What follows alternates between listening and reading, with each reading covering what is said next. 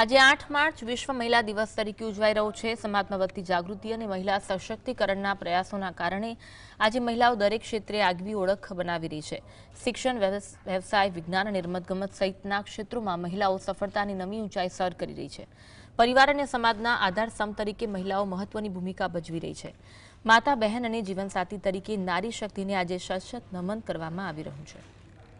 महिला दिवस निमित्ते जे આપણે બહેનો માટે ખાસ આ દિવસ ઉજવવામાં આવે છે તેમાં આપણી બહેનોને ખૂબ જ અનેક તકો મળે છે અને જે નિરીક્ષિત બહેનો છે, અભણ બહેનો છે એના માટે બી ખૂબ જ તકો છે રોજગાર માટે। ને જે ઉંમર જેને બાધ્ય નથી કે આ ઉંમરના ને જ આપણે કામ કરવાનું ને એવું કંઈક બી નથી, એટલે આપણે બહેનોએ બધી રીતે સક્ષમ છે ને બધાને એકમેકને પ્રોત્સાહિત કરીને આપણે આજે વિશ્વ દિવસ મનાવીએ।